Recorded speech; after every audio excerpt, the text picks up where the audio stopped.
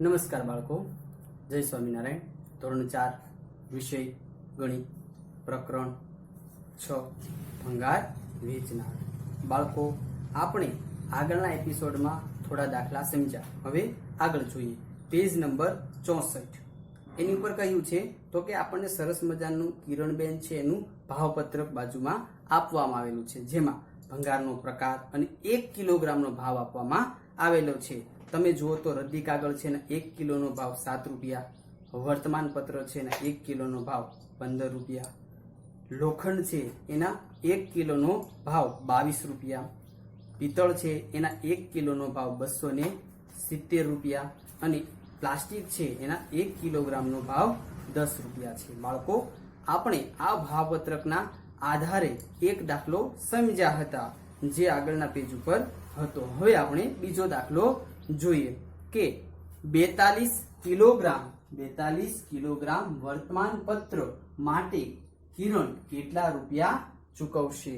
તો આપણે સૌપ્રથમ આના માટે 1 કિલોગ્રામનો ભાવ આપણને ખબર હોવો જોઈએ. તો વર્તમાન પત્ર છે એના 1 કિલોગ્રામનો ભાવ, તો કે 1 કિલોગ્રામનો ભાવ બરાબર કેટલા છે ના, તો કે 15 રૂપિયા છે. તો 1 કિલોગ્રામ વર્તમાન પત્રની કિંમત એટલે કે ભાવ 15 રૂપિયા છે. કિરણને કેટલા કિલોગ્રામ જોઈએ છે, તો કે 42. તેથી 42 કિલોગ્રામ વર્તમાન પત્રની કિંમત એટલે કે ભાવ કેટલા રૂપિયા ચૂકવશે. તો ચોકડી ગુણાકાર કરીએ તો 42 ગુણ્યા 15 બરાબર.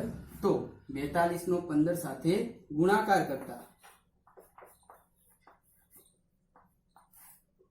5 ની શૂન્ય, 1 દુ 1 ચોક 4, 5 દુ 10 ની શૂન્ય વધી 1, 5 ચોક 20 ની 1, 21 પ્લસ 0 3 6 કેટલા થશે?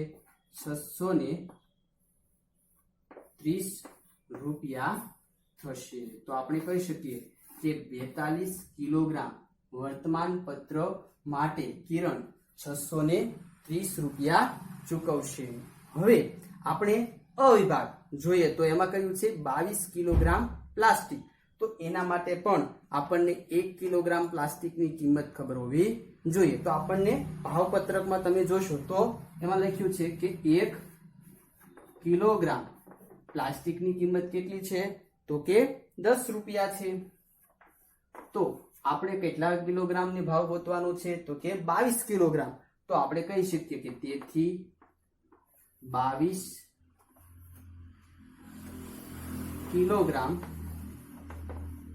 પ્લાસ્ટિકના કેટલા? ચોકડી ગુણાકાર કરીએ 22 ગુણ્યા 10. બાળકો, એક પ્રશ્નાર્થ ચિહ્નની જગ્યા આવશે, લખશો કે ન લખો તો ચાલશે. તો 22 નો 10 સાથે ગુણાકાર કરતે તો એકમની શૂન્ય, 1 દુ 1 દુ એટલે કે 220 રૂપિયા. 220 રૂપિયા તો કે 22 કિલોગ્રામ પ્લાસ્ટિકની તો કે કિંમત થશે. હવે આપણે આગળના દાખલા જોઈએ.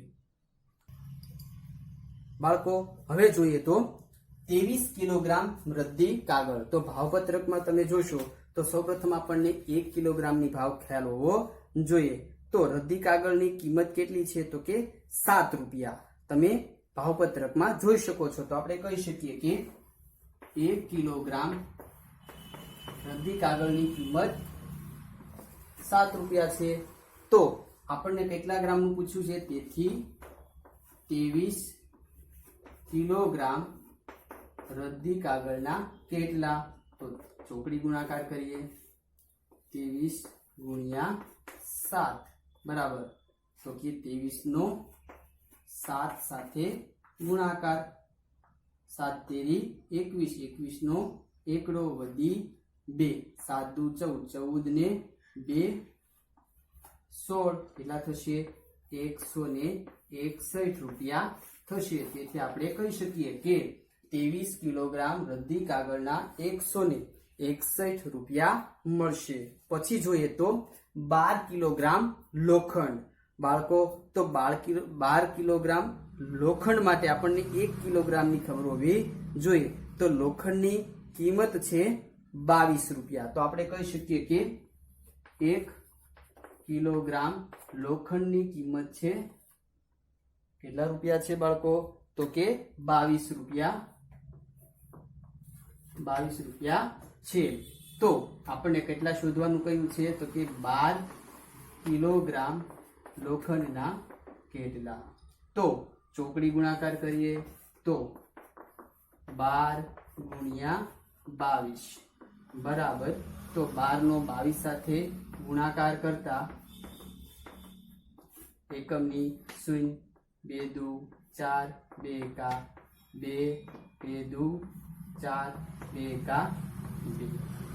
સરવાળો કરતા 4, 4 ને 2 6, 2 ના 2 કેટલા થશે? તો કે 264 રૂપિયા થશે.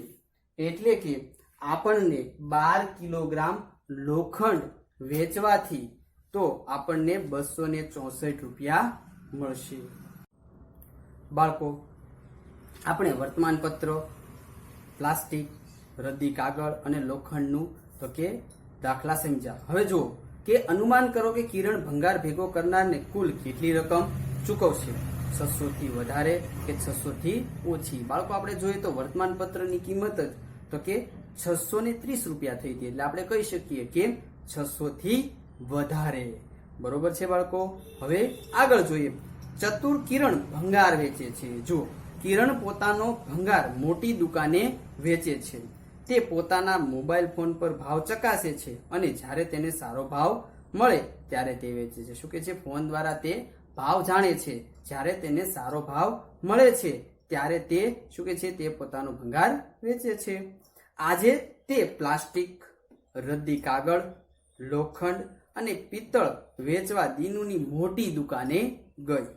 દીનુએ 32 કિલોગ્રામ લોખંડ, 5 કિલોગ્રામ પિત્તળ, 152 કિલોગ્રામ રદ્દી કાગળ અને 63 કિલોગ્રામ પ્લાસ્ટિકનું વજન કર્યું. જો બાળકો, દીનુનું ભાવપત્રક બાજુના પેજ ઉપર આપવામાં આવેલું છે.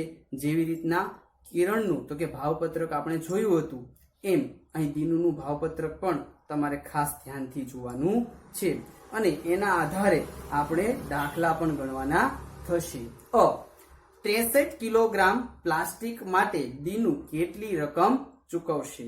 તો આપણે પુસ્તકમાં જોઈશું કે 1 કિલોગ્રામ પ્લાસ્ટિકની કિંમત 11 રૂપિયા છે. તેથી 63 કિલોગ્રામ પ્લાસ્ટિકની કિંમત થશે 11 ગુણ્યા 63.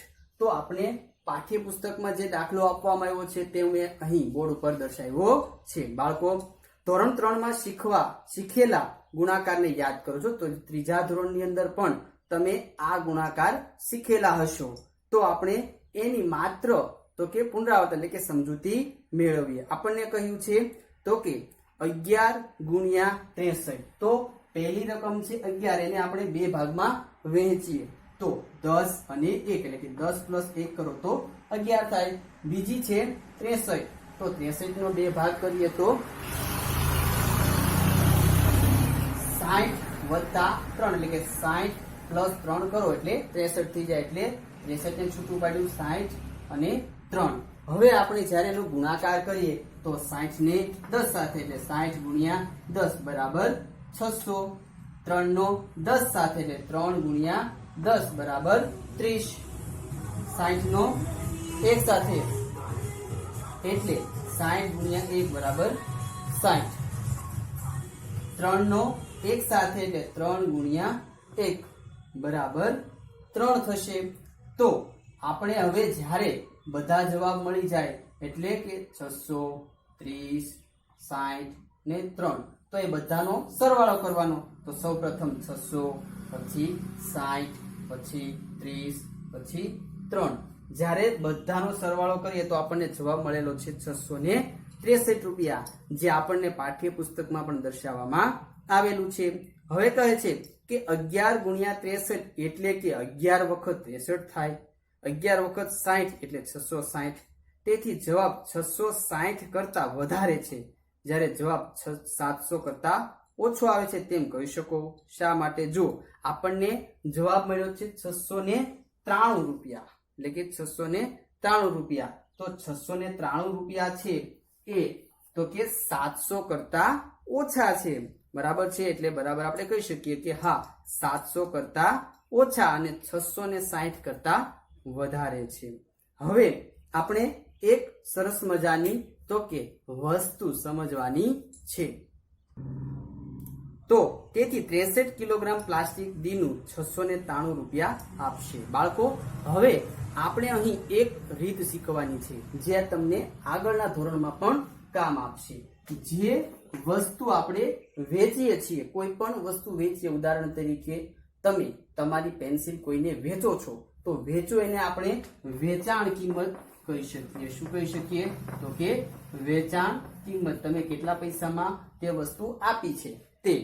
જ્યારે કોઈ વસ્તુ તમે ખરીદ્યો છો, તમે બુક સ્ટોલે જાઓ અને કોઈ તો કે પેન્સિલ ખરીદો અથવા કોઈ પણ બીજી વસ્તુ ખરીદો, તો તેને આપણે ગણિતની ભાષામાં તો કે ખરીદ કિંમત પણ કહેવામાં આવે છે. જુઓ બાળકો, અહીં એટલા માટે સમજવાનું છે કે આવો આપણે દાખલો આવે છે અને ઘણી બધી વખત તો કે આપણે આ દાખલા સમજૂતી વખતે લેવાના છે. ત્યારે પ્રશ્ન થાય કે સર વેચાણ કિંમત એટલે શું, ખરીદ કિંમત એટલે શું?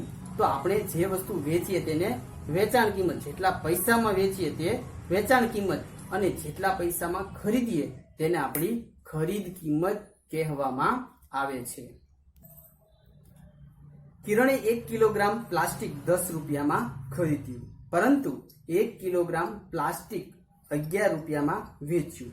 1 કિલોગ્રામ પ્લાસ્ટિક વેચતા તે કેટલા રૂપિયા કમાય હશે? જુઓ તો બાળકો, તો કે કિરણ છે એ 1 કિલોગ્રામ છે એ 10 રૂપિયામાં ખરીદે છે, પરંતુ 1 કિલોગ્રામ પ્લાસ્ટિક વેચતા તે 11 રૂપિયામાં વેચે છે. તો આપણે કહી શકીએ કે 1 કિલોગ્રામ પ્લાસ્ટિક વેચતા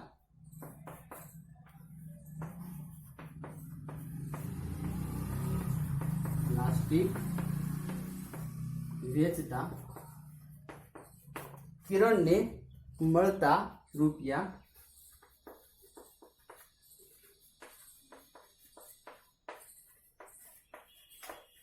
બરાબર. જો બાળકો, અહીં આપણે હમણાં વેચાણ કિંમત ને ખરીદ કિંમત સમજ્યા. તો અહીં વેચાણ કિંમત વધારે છે, કેટલી છે? તો કે 11 રૂપિયા, જ્યારે ખરીદ કિંમત છે એ 10 રૂપિયા છે. તો આપણે અહીં વેચાણ કિંમત છે એટલે કે વેચાણ કિંમતમાંથી ખરીદ કિંમત બાદ કરશું. બરાબર. આપણે જોયું કે વેચાણ કિંમત ઓછા ખરીદ કિંમત, તો વેચાણ કિંમત કેટલા છે? તો કે 11 રૂપિયા અને ખરીદ કિંમત છે તો કે 10 રૂપિયા. તો તેને 11 માંથી 10 જશે તો 1 રૂપિયા. તો તેને કેટલા? તો કે 1 કિલોગ્રામે કિરણ છે એ 1 રૂપિયો કમાશે. આપણે આમ અંદાજિત ભાવ પણ કહી શકીએ કે 1 કિલોગ્રામ જ્યારે 10 રૂપિયામાં ખરીદીએ અને એ જ 1 કિલોગ્રામનો ભાવ આપણે 11 રૂપિયામાં વેચીએ તો આપણને 1 કિલોગ્રામે 1 રૂપિયો મળે છે. હવે જોઈએ તો હવે 63 કિલોગ્રામ પ્લાસ્ટિકને વેચતે કેટલા રૂપિયામાં કમાય છે? જો બાળકો, 1 કિલોગ્રામમાં 1 રૂપિયો મળે, તો 63 કિલોગ્રામમાં કેટલા મળશે? હા, 63 રૂપિયા મળશે. તો ખાલી જગ્યામાં આપણે શું લખવાનું છે? 63 રૂપિયા લખવાનું છે. 1 કિલોગ્રામમાં 1 રૂપિયો મળે તો 63 કિલોગ્રામમાં 63 રૂપિયા મળે.